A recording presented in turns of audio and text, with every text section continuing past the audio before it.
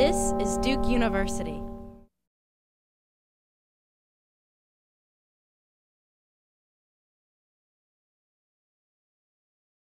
Hello, welcome to Duke University's Social Science and Literature, a course exploring social science phenomena from a literary perspective.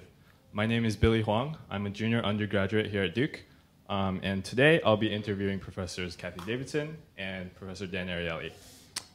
Both of them have several impressive involvements here at Duke, but to keep things simple, Professor Davidson is a professor of English and interdisciplinary studies, and Professor Ariely is a professor of psychology and behavioral economics. Today, we're going to be talking about relativity and defaults. This week, we read several articles and short stories. To summarize briefly, we read an article co-written by Professor Ariely discussing how people evaluate others' physical attractiveness based on their own attractiveness.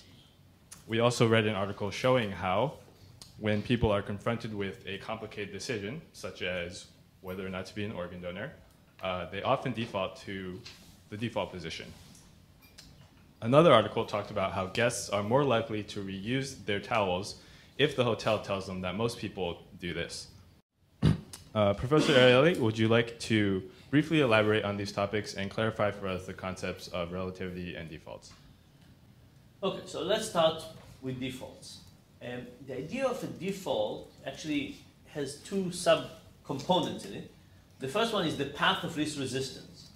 And this is the idea that we as human beings have lots of decisions to make and we gravitate to the things that are actually easier for us.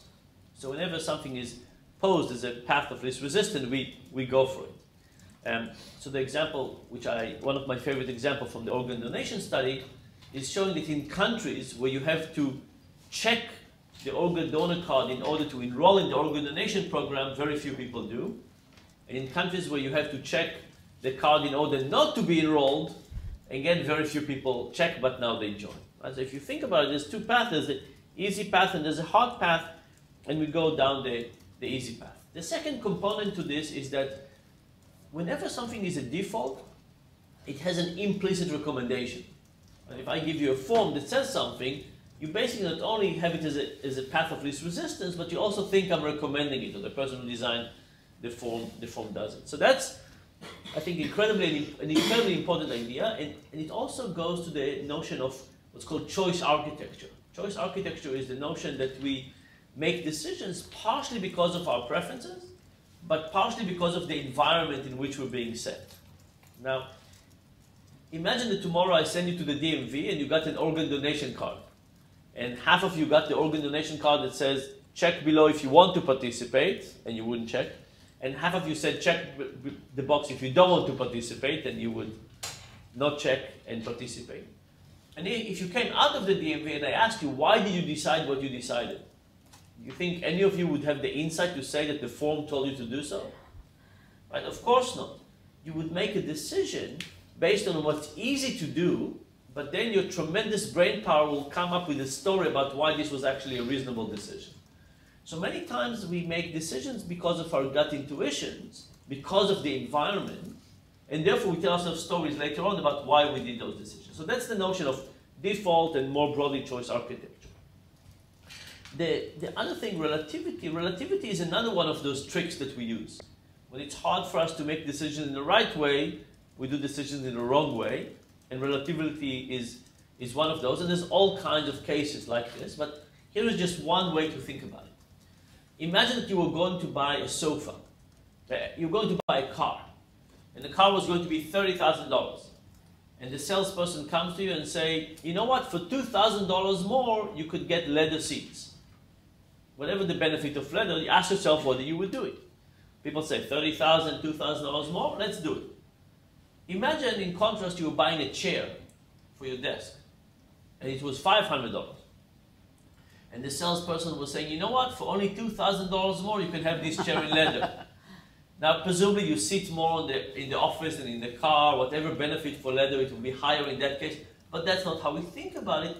We think about the value of relative terms. $30,000, $2,000 looks cheap. $500, $2,000 looks like a big effect. So the whole way to think about it is to say that we are trying to solve a very complex thing in the world, and we try to use heuristics and shortcuts. And we don't always do things optimally, and these paths that we choose to figure out the choice environment to make decisions, two of them are defaults and relativity. Great, thank you, Professor Elie. The two short stories we read this week were The Bet by Anton Chekhov and Shooting an Elephant by George Orwell. If you haven't read them, we encourage you to do so. They're classics for a reason. Professor Davidson, you're a storyteller. Would you like to briefly summarize these stories for us? Sure. Chekhov's The Bet is a wager between a lawyer and a banker, and the banker doesn't think, it's about capital punishment, and the banker thinks that it would be, wonders if it would be better to have solitary confinement for a lifetime or to just be executed. And a young lawyer says, actually, I would much rather have solitary confinement. Life is important to me, and being solitary is fine. And the banker says, I don't believe you. I'm going to bet $2 million that you can't live, you can't stand solitary confinement. And originally it's a 5-year bet, and then it gets extended to be a 15-year bet. And it's a very, very short story, and the banker keeps wondering what's happening to the lawyer who's there in solitary confinement. At one point, he reads 600 books. Another point, he gets very meditative and just wants to read spiritual books. At another point, he doesn't want to do anything. It looks like he's depressed. But we see this it's from a narrator's point of view, but through the eyes of the banker, wondering what's happening with this solitary person. It's just about time for the 15 years to be up. Our lawyer's about to win his $2 million, and it turns out the banker's lived a kind of frivolous life and has gambled this away. And if he actually pays $2 million, he's going to be bankrupt and his life's going to be over. And he starts thinking about murdering the man who's coming out of solitary confinement. And the night before the bet comes due, the lawyer basically writes a note saying, you know, I've learned a lot from doing this, but I don't want the $2 million anymore. And he escapes, leaving the banker there and us as readers to look at this very, very perplexing situation, where basically the man who's been free has been a slave in many ways to both his materialistic desires and to this horrible bet. And then also, conversely, the man who's been imprisoned, it looks very strange at the end and emaciated and is no longer fit for society. And I think the way that ties to the ideas of relativity and defaults is that Chekhov is asking us, what is the worth of a human life? And he's using an allegory in this case, a very extreme allegory, to talk about these two different kinds of paths you might choose. The other story is George Orwell's brilliant, brilliant story of imperialism, Shooting the Elephant, told from the point of view of a young British policeman in Burma in 1936 who has to enforce law and hates it. He hates his position of being the face of England, in imperial England in Burma. And yet it's his job. And what he hates even more is that the Burmese people despise him. And for him, what encapsulates his experience is a time when an elephant has gone rogue, is in must, and is having to, someone has to control this elephant. The elephant kills somebody. He, as the police officer, has to then kill the elephant or tame the elephant. He doesn't want to do it. But a crowd of 2,000 Burmese start following him and almost jeering at him to do this. And he kills the elephant, not wanting to. The elephant dies a long and painful death. It's all horrible, it's all bad. And there's a great line in the story where the narrator says, talks about what it feels like to be the face of imperial power in a colonial country. And he says, the person who does that wears a mask and his face grows to fit it.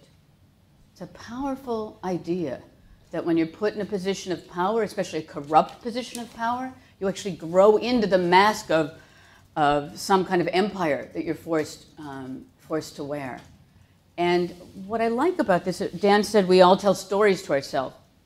I think literary people, that's the job, right, of being a writer, is to tell a story that makes some human sense, but also it's a story that sometimes helps us to understand the stories we tell about ourselves, some of which may not be very true, and to give a more glaring kind of lens on the kinds of stories we tell ourselves. Maybe the self-deceiving stories, or what Dan would call the predictably irrational stories that we tell about ourselves.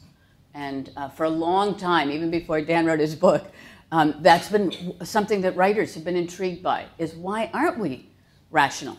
And in fact, even when economic theory was pervaded by rational choice philosophy and other kind, and rational choice political economy, where people were believed to be rational actors, writers didn't believe that.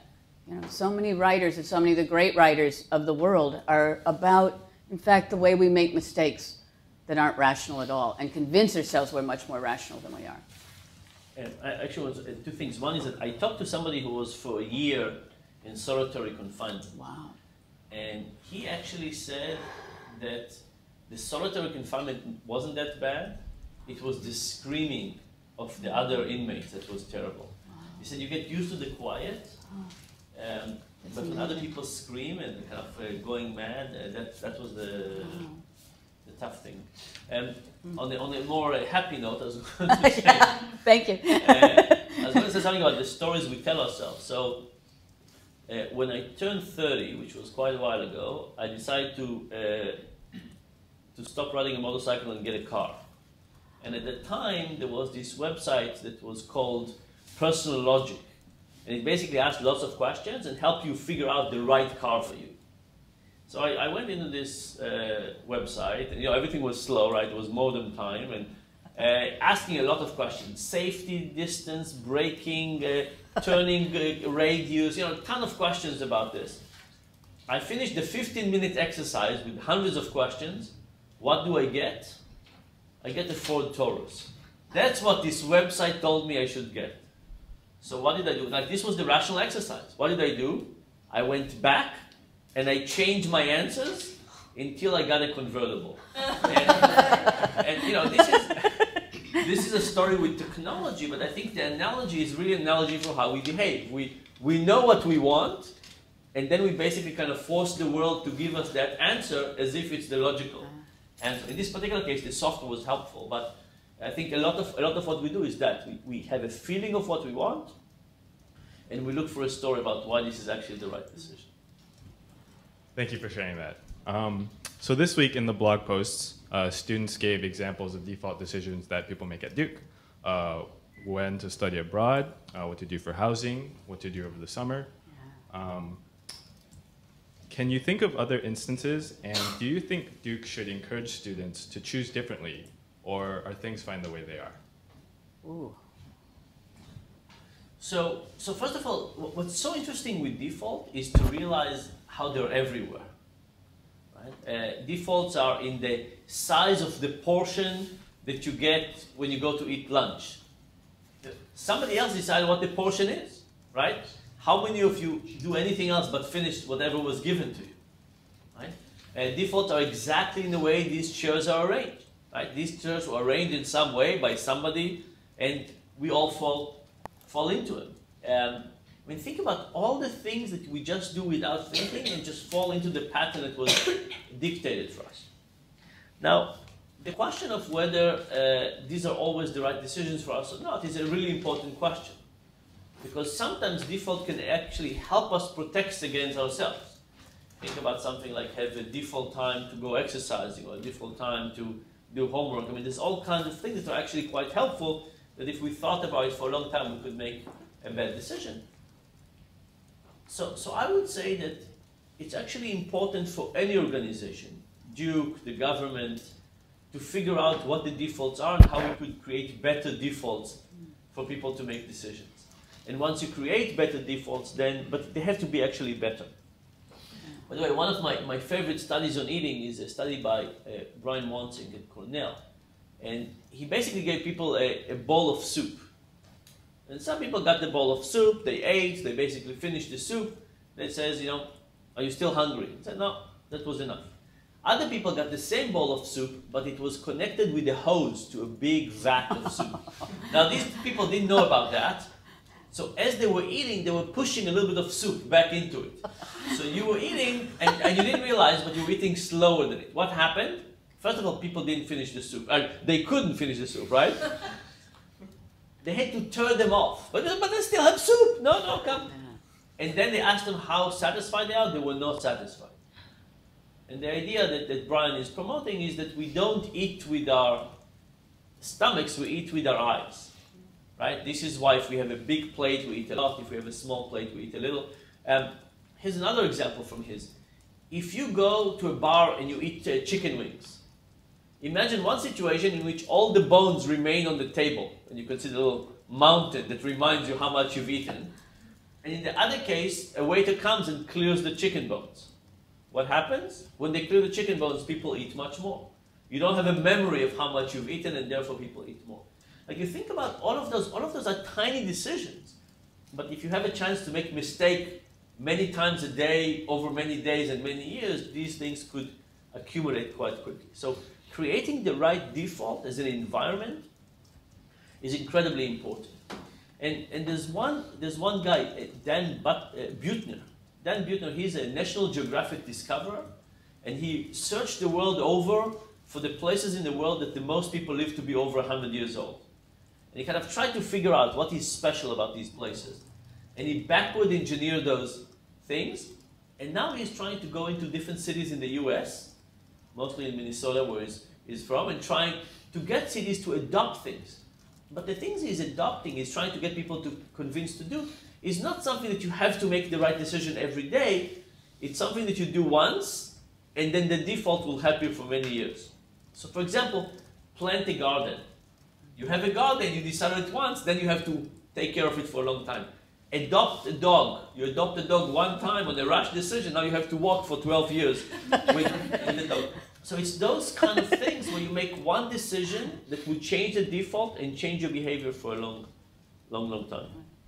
And I'll answer the question on a kind of institutional level, because one of the things that I'm very interested in is institutional educational change. And it's one reason why we've structured the class this way.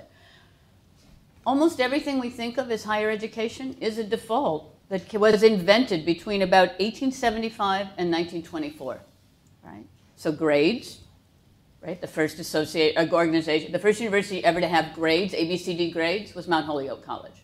The second institution to ever have grades was the American Meatpackers Association. American Meatpackers Association were furious that you would take all the complexity of sirloin and chuck and reduce it to an ABCD grades. So from the very beginning, the American Meatpackers Association had a system where you could find out what the grade meant, whereas grades sort of go like wildfire all over America, and universities and colleges accept them. IQ tests, right? The inventor of the IQ test invented that to help students in France who were not going on to college understand why. And he was shocked when a professor at Stanford took his test and turned it into something about innate intelligence. He died young and wasn't able to really protest very much, but his last words were trying to protest the use of this test as an IQ test. Multiple choice grades invented in 1914 to take care of a teacher's crisis. There weren't enough teachers, and Frederick Kelly, a doctoral student at Kansas State University, says, hey, Ford can turn out cars very efficiently on an assembly line. We can do that with students. We can have a test for lower order. This is a quote from Kelly, lower order thinking for the lower orders. It's a terrible test, but it can get all those immigrants through the school system during World War I when men are at war, women are in the factories, and there's no one to teach. Right? What system do we all still have now? How did you all get to college? Right? Through a multiple choice test, which was invented, was adapted in 1924 by the Scholastic Aptitude Association. Majors, minors, divisions, business schools, graduate schools, nursing schools, professional schools, the research university, kindergarten, tenure. There's a whole constellation of things that we think of as natural that are in fact defaults that were made for the educational system so we could stop being medieval and start being modern. They were defaults that were designed to help us become prepared for the industrial workforce, in other words. The one I like the most is the keyboard. Ah. Right? Yeah, you know about that? Why we have a QWERTY keyboard? It was designed when there were typewriters to slow down typing. It's actually putting the letters in the distance that make typing slower. Imagine that. Right. Something that was designed to slow people down so the little hammers that came out would not collide. Now speed is not an issue. Right. And we're still all using it. By the way, there's better keyboard layouts that are faster, fit more, but anybody's using them? No. We get the keyboard set up in one way. All it would do to take is you would take it to some store and they would re-engrave the letters and you would be much more productive. I would be too. But we don't do it, right? The power of what it is, and partially is that it's the whole system. As Kathy was saying, right? If it's one laptop and you only worked on one laptop, it's one thing. But if you go to the library and you get used to one keyboard, and often you have a second one and so on, it would become incredibly difficult. So the fact that the system has adopted something as a default, even though it's a terrible default, and even though basically everybody recognizes it, nobody is promoting this keyboard anymore, still very, very hard to create any change.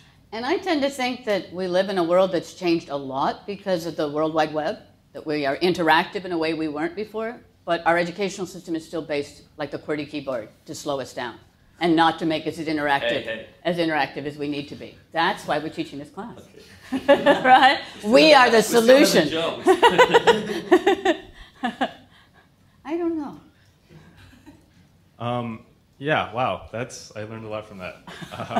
On a slightly different note, this week we watched a video in which a monkey was very happy to receive cucumbers until he realized that the monkey next door was getting grapes. I love this. Let's take a look.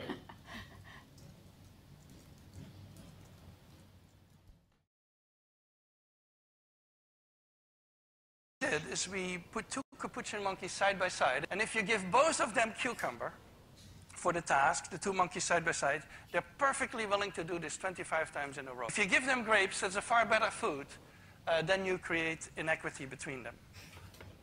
So she gives a rock to us, that's the task, and we give her a piece of cucumber and she eats it. The other one needs to give a rock to us, and that's what she does, and she gets a grape. And she eats it. The other one sees that. She gives a rock to us now, gets again cucumber.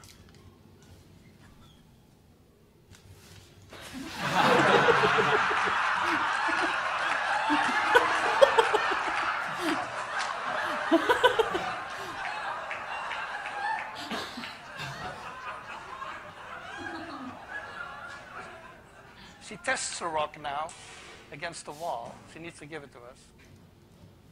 And she gets cucumber again.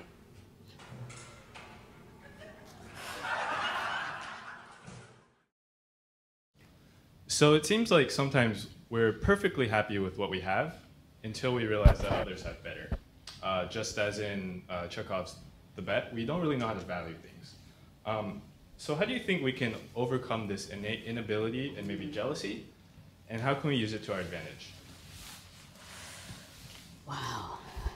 I mean, using it to our advantage is kind of an easy one, right? I mean, it is the basis of just about everything we do, and certainly in a capitalist system and probably far beyond that. How we can use it to our advantage, or how we can overcome it. Many, many societies have also tried to find ways to overcome it. I mean, some of them, I'm sure there are better social science ones. The big one is probably religion, where spirituality is often set off against the side of competitiveness. Certainly in Buddhism, you're supposed to not be relative, but in fact to think about more eternal ideas and use those as your guidelines. And getting over the way you measure yourself by some transitory worth that somebody else possesses or that somebody else says is important is part of the spiritual value of that society. But there's lots of ways we can do that. I'm going to let Dan tell us what social science is. So my two favorite examples of relativity are the following. One is, when would you be more unhappy? If you missed a flight by 2 minutes or by 2 hours? And we all realize the 2 minutes. Now why? Why is it 2 minutes? Because you can imagine it many ways that you would have made it. So this other reality doesn't have to be somebody else. It could be your own reality. And it says, if only I had this reality, right? And you could say to yourself, if the person in line in front of me understood taking your shoes off, life would have been better. If the TSA agent understood what it means to, if they had one more IQ point, we would have been okay. But you realize that you're comparing yourself to this other reality, and this other reality is better, you feel miserable. If this other reality is worse, you feel good. And if you can't imagine that other reality, then you're not comparing it. So the tendency to compare ourselves to other people is something that is very hard to overcome. This is why thou shalt not covet is a very, very tough commandment. So practically, the way to fight it, of course, is to surround yourself with people who are losers, right? Then you'll feel better in comparison. In fact, we don't do that. Don't do that. It's not a guide to a happy life. So in fact, the opposite is very tricky. So Bob Frank has this really depressing paper about the housing market and education. And so I'll give you two things about this relativity. Imagine you were an elephant seal. If you're an elephant seal, your main objective in life is to get all the females you can get. And to do that, you want to be the biggest. The biggest elephant seal basically gets all the females, second biggest gets a few, and then it's over. Now, if you're an elephant seal, what do you want to do? To be the biggest. So if you're second biggest, are you happy? No, you're trying to be the biggest. So elephant seals try to be the biggest and the biggest and the biggest, and as they become so big these days, they basically die at a young age from vascular problem and heart problems. And sometimes they even crush the females when they copulate, right? Not a good outcome, but if you're the second biggest, what are you going to say? I'm not playing, I'll go back and be skinny. No, you're trying to be the biggest, right? So the pressure for competition and relativity is very tough. And Bob Frank has this paper that basically makes the comparison between elephant seals and the US housing market. And he says, if you're a parent in the US, what do you want for your kids? You want them to be in the best school district possible. School districts are based on local taxes, so you move to a place that has higher taxes, which also has high housing price, which you basically can't afford, or you just have to push yourself. And what he shows is that the consequence of that, couples increase domestic violence, bankruptcy, and divorce. But the same idea, our fight to be slightly better and to fight for a limited resource can actually erode the foundation of that particular part of society, right? So if you think about the invisible hand, it's usually everybody will act selfishly, the outcome will be better. These are cases with everybody acting selfishly, we can together destroy the infrastructure. So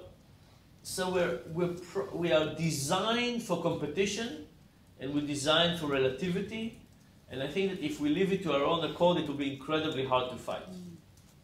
And now the question is, what do we do as institutions to try and eliminate that? So as much as I don't like suits, you know, I don't have one, but I think suits are a way basically to say for men, you all wear the same thing, right? There's no competition in this. And if you think about religious orders, they do similar things. They're basically taking aspects of life and say, let's not compete on that aspect, let's compete on other things. And I think it's an interesting question of how do we take a society and eliminate some of the competition. So if you look at Bob Frank's example, you would say competing on which neighborhood you can live in for the quality of education for your kid might not be a useful thing for society. Therefore, let's finance education in a different way that would not create this pressure for behaving this way. So I think, for me, we should not rely on the individual ability not to compare, not to view yourself in a relative way, not to compete, but we should figure out where it's useful for society, where it's detrimental, and try to eliminate or reduce the force where it can be detrimental for society. Those are defaults. I mean, in some, you know, you're trying to, it's basically creating a system where this dimension is not going to drive behavior. Right. So it seems like we often compare ourselves to other people, but there are times in which we compare other people to each other and we have to decide on them. So politics is one of these realms in which there are many, many complex issues, and people have to sort these all out when we decide how to vote. Last week, for instance, Duke undergraduates had an election for young trustee, and of course this past year we had a presidential election. So how do relativity and defaults influence our voting decisions? So first of all, I'll tell you what, the funniest study on voting is by Alex Totoroff. And he asked a group of American college students to predict the local elections in Canada. He basically took every local election in Canada, he showed the two candidates and say, who do you think will win? How much do you think American college students know about the Canadian local candidates? Not much. But he asked people, instead of saying, who do you think you would win, which, you know, of course people don't know, he asked them, based on their picture, who is more trustworthy? What do you think that predicted? Over 90% of the results. Which tells you, again, that people, you know, the Canadians probably did the same thing. They look at the two pictures. Now, they knew who these people were, but they probably didn't process them deep enough. They also probably just used the cues of trust. Right? You say, do people actually think carefully about who they're voting for? No, because much younger people from a different country, not knowing anything about it, can predict the election quite well just by ranking trustworthiness. So I think the issue with the election and the question is how much are we really thinking about what we're voting versus how much are we voting based on surface characteristics and what our parents voted. How many of you vote differently than your parents? Okay, that's quite, right, maybe 20%. We'll see in 10 years how many of you will do that. But if you think about it, you grew up in a certain environment, you're educated a certain way, we're not really freely making that decision. There's a lot that is stacked in the direction that we were educated. And the thing is, I mean, we spend a lot of money as a society cultivating the idea that we're really freely making these decisions, right? I mean, we're spending not just millions anymore, hundreds of millions and even billions on ads to show why the other candidate isn't trustworthy. I mean, mostly that's what our ads do. Actually, there's one study I was going to mention. There's a study by Jonah Berger. He looked at how people make decisions when the polling station is in a church versus in a school. And what happens? You go into school, education is more salient. People become more liberal, in their opinion. You go into church, people think religion, they become more conservative. Now, it's kind of interesting that people actually, the place that you go to decide, which presumably people decided up front, even that changes what people decide. And actually, on the side note, a lot of the American politics is decided by redistricting. Oh yeah. Right, which tells you that, you know, again, how much of it is real decisions versus kind of boundaries about where people live and similarity between people and influence of people on their neighbors and so on. But it's interesting because if we really all understood how much it was about things like redistricting, we'd say our democracy is being taken away from us, right? We'd be furious. So there's also this kind of hyper attention to free choice and to supporting this candidate or that candidate, and the rhetoric gets more and more extreme, even as you have things like candidates winning by 80% of the vote because the district has pretty much said that's what it's going to be. It's a foregone conclusion without any of that kind of campaigning that happens. Yeah.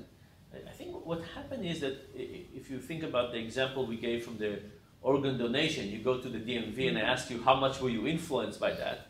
It's very hard for us to simulate the idea that we're not making a free choice.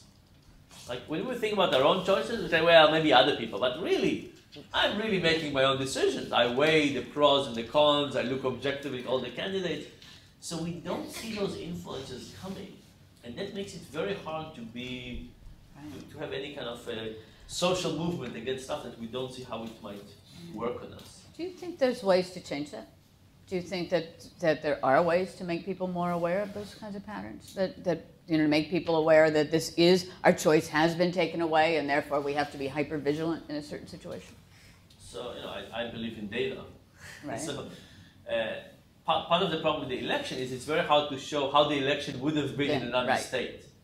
Right? So, but I think if we would have paid some real effort to it, and would have created a few elections and showed people the variance, I hope people would have paid attention. That sounds like an experiment we could do, right? It would be an interesting experiment. It needs to be big, and people need to care about it. But yeah, I think that's my hope. My hope is that if you see the data and it's convincing, maybe something will happen. Right, and then somebody has to write a short story about it that takes the data and makes it passionate and powerful, right? Makes people care. Right?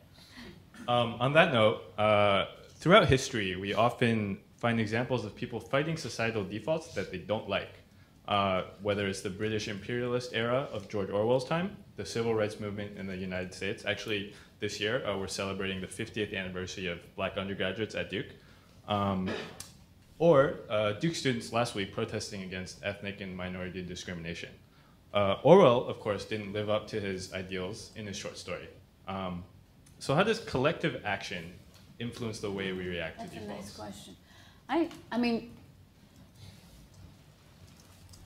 I do think there are tipping points in society where people realize that maybe their sense of their choice or their sense of their own power is compromised so greatly that they have to push back and do something in a collective fashion to change what the defaults are. And I think those, that would be one way of thinking about the great protest movements or the great movements for social change in society, where situations become so extreme, and maybe it's because of data, maybe because it's a powerful truth, maybe because of it's a powerful fiction, maybe it's because of a powerful leader, and I think it's different in different cases.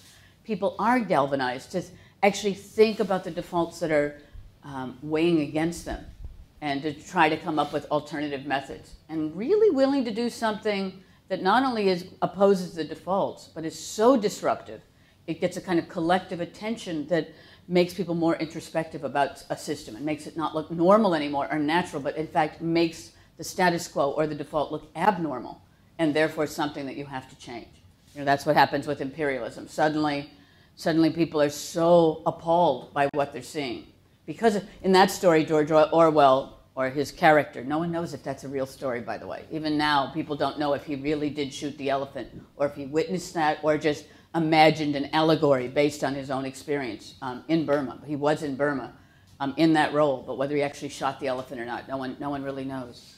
But something like that does catalyze people to a sense of fairness, to say, this may be the default, this may be the status quo, but it's wrong, and we're going to work together to change it. And, but it's very different. In the 19th century for slavery, people say it was Uncle Tom's Cabin, a very, very romantic, sentimental book that if we looked at it now, we would think of it as a racist book, or at least a stereotypical book. But at the time, it grabbed people's hearts so much that they said, slavery has to stop. This cannot go on. This is immoral. They identified so much with the enslaved characters in the book that they said, no, this is not right. And I think maybe that empathy and that very mysterious thing, again, leadership, data, a great story, or some horrible injustice, which makes people just say, no, I'm not going to identify any longer with the people giving the injustice, responsible for the injustice. I want to identify with the people who are going to change the injustice. Some kind of empathy makes people change and risk fighting against the status quo in a collective and powerful fashion.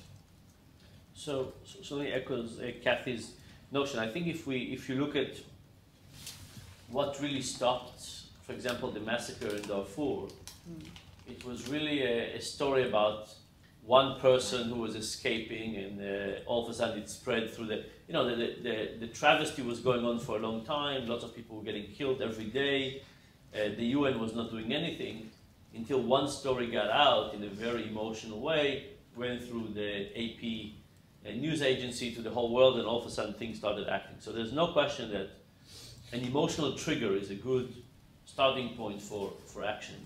And I want to mention two other things that have to do with kind of action versus collective action, and I'll use sports in both cases. So the first one is the story about hockey. So it used to be a time in the US where hockey players did not wear a helmet. And they would come to the hockey players and say, haven't you realized that this is a dangerous game? And they would say, yes. Don't you wish you wouldn't get hit over the head with such terrible consequences? Yes.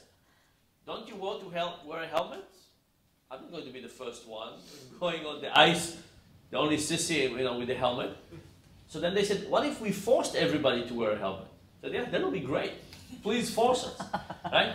This is like people in the fighting in the bar and say, hold me back, right? You don't really want to fight, but you have to pretend to do something. So in the hockey case, nobody wanted to get injured, but nobody wanted to do it in what seemed not being forced to do it. So they forced people to do it, and everybody is happy. And this is a case where you can't get the people themselves to agree on a better collective action, but you need to force it from the outside. Everybody would be better. And you can think about the same thing about doping in sports and cheating in exams and all kinds of things. Everybody would be better off if nobody could do it, right? Everybody would be better off. The second case is a case of what is the role of one person in a mob? And the nicest studies on these are studies where you have a football stadium and you hire one person to go just crazy. They paint their bodies, they start shouting and so on. And a game with that person and without that person looks like a very different game. Not from the player's perspective, from the audience. You don't need that many crazy people in the audience for everybody to start taking their shirt off, painting themselves, shouting, screaming, throwing beer around, and so on. And if you think about it, that's the results about mob mentality. Sometimes we'd see a group of people behave in a particular way, and we're just amazed. Sometimes they behave in a particularly awful way, and again, we're horrified. But the difference between those two doesn't have to be that large. If you look at the recent, the last couple of years, you look at the riots in the Arab Spring, right? There's some demonstrations that are incredibly peaceful, and we all say to ourselves, this is just amazing. And there are demonstrations that are incredibly violent and dangerous, and we say, how could that happen? The difference doesn't have to be too big. If you take a peaceful one and you put one highly violent person, right, visible and violent, where can you take that activity? So this basically tells us that the story around mob behavior is that when you're with a lot of people, you don't pay attention to yourself as an individual to that degree. You accept the norms, the emerging norms of people around you, and anybody who is visible and set up new norms can actually pull the group behind them. So all of those are kind of crucial to the story. You know, that's a very timely comment. As you might know, this week we have the Duke-UNC rivalry game, and so maybe some of the things you're talking about, we'll see that in action. It also seems like sometimes these figures, the one person in the crowd, the things they do become so legendary that they kind of go down in the annals of history, or we kind of romanticize them. What are some of your favorite literary characters that fight the status quo, and what lessons do you think we can draw from these protagonists? Wow. Favorite literary characters. You know, in Twain's novel, Adventures of Huckleberry Finn, he has a story of the narrator goes out onto the balcony and looks down, and there's a mob scene, and one kind of grumpy, unpleasant person is able to stop the mob. And what's interesting in Huckleberry Finn is the person who's brave enough to stop the mob is entirely admirable in the situation where he stops the mob. But when he's not stopping mobs, he's really not a person you'd want to hang around with. And you know, that's one of those literary things where there's not one simple view. It's a very complex view of human nature. I'm trying to think of some other very powerful. Can you think of any very powerful literary figures? This is a classical thing of priming. Now I'm just full with Tom Sawyer stories. I'm not able to escape. I know, to think sorry. about anything else. I'll have to think about that a little longer. I'm not able to. I'm sure I know hundreds, but I'm not thinking of any right now. My favorite real life, I think hero is probably Nelson Mandela. Right, where it's just astonishing. It's just astonishing how long and how with what kind of peacefulness and also kind of generosity of mind he has done it. And last time I was in South Africa was his birthday. It's just amazing to see the kind of the gratitude from the country and the appreciation. There are few figures in the world who kind of stop things. I mean, there's more examples of people who've led the world in a bad way, but leading the world in a kind of in a way that we think of as progress is not as common, and he's quite incredible. And it's interesting too, because after he got out of jail and was made president, there were a few years where radicals really disliked him as president because they thought overnight he was going to make equality and social wealth and affluence and all kinds of utopic things in South Africa. So he went through a period, I would say probably, I was just doing some research on this recently, maybe 5 years, where he was not considered a hero by many people in the country. And then with retrospect, his wife didn't help either. His wife did not help at all. And then in retrospect, people realized how unrealistic they had been and how astonishing his career has been, in a longer sense. Great. On a more personal note, could you share some instances when either of you made the decision to shoot or not shoot the elephant? Whoa. In your social or professional career? What was that like for you, and what did you learn from it? Wow. That's a good one. I mean, I'm often asked a version of that question because young academics often want to know how I can be as outspoken as I've been my whole career and have been successful as an academic, even though I'm very, very critical of the academic establishment. And sometimes people will say, oh, well, you have tenure. But I think if you had known me before I had tenure, I was fired from my first teaching job. So I think it's demonstrably true that I've always been somebody who stood up for what I believed as an academic and felt like if that didn't get me tenure, I wouldn't want tenure. Like, in other words, if I had not loved what I was doing and felt passionately about it and had job security in something I didn't like, that's kind of a definition of hell to me. So, in my there's many ways in which I'm a coward, but in my profession, I've actually been able to be braver than a profession that rewards a certain kind of success with lifetime employment for a very, very small percentage of its people, and that's kind of the grail. And I think given the idea of relativity and defaults, that means it's easy to become willing to accept a system that gives you that kind of astonishing reward. What else in the world gives you that kind of reward? So it's a very, it's a funnel. Personally, security in that sense, is not as important to me as having a certain kind of independence. So I would say in that realm, I was able to say, I'm not going to shoot the elephant. I like the elephant. The elephant's fine. Or I guess that's a mixed metaphor. You have to have read the story to understand that part of the metaphor. But I think, like everybody else in many other parts of my life, I sure wish I'd been more able to stand up to a crowd. Being fired, by the way, from your first job is the best thing that can happen to anyone, right? I mean, I looked for a teaching job for 3 years. I found a job. I was fired within 6 months. And I realized, wow, that's not so bad. I can find another job. And some people thought I was fired for a great reason and were on my side. It was a political reason. That's okay. I can do that. And I think sometimes when you have that kind of obstacle appear very, very early, it gives you the confidence to make those decisions later on. So I now, in retrospect, feel like I was I actually recently gave a reading, and students who had been in the class the year I was fired showed up at this reading, which was, I hadn't seen him in like many decades and decades and decades. So it's kind of fun to have that reunion.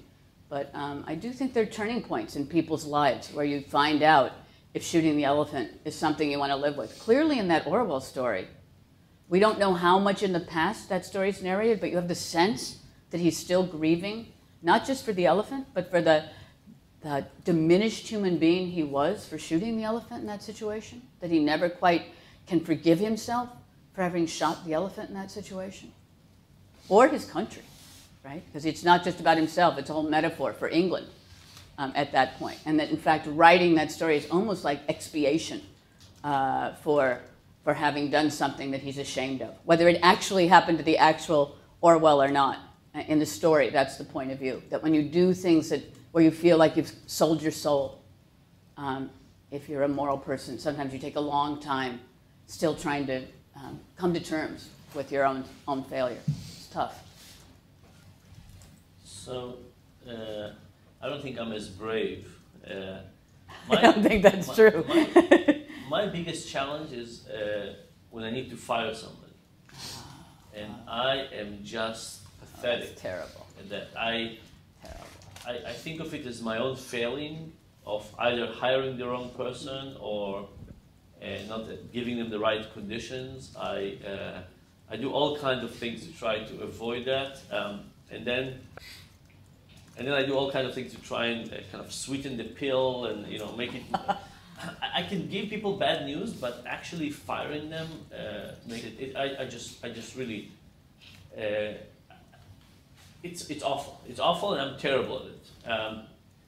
And there's been all kinds of things in which I fired somebody. I said you can never come back again, but I'll pay you for another year. But don't come. Or, things that would make me feel better. And this idea that okay, you lost this job, you'll find something else.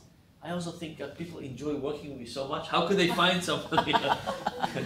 Anyway, so that's one of my biggest challenges. In terms of the things I do well, I think I've found a way to be outspoken in faculty meetings. And the way I basically do it is I preface any comment reminding people I'm an Israeli, and by cultural convention we're rude and we can say what we're thinking and so on. So it's not me, just my cultural heritage. Don't misjudge me on that. I think it's working. Well, thank you so much for your words of wisdom today. I hope we all learned a lot and we can draw lessons from relativity and defaults to our lives. Stay tuned next week for obedience, evil, and resistance.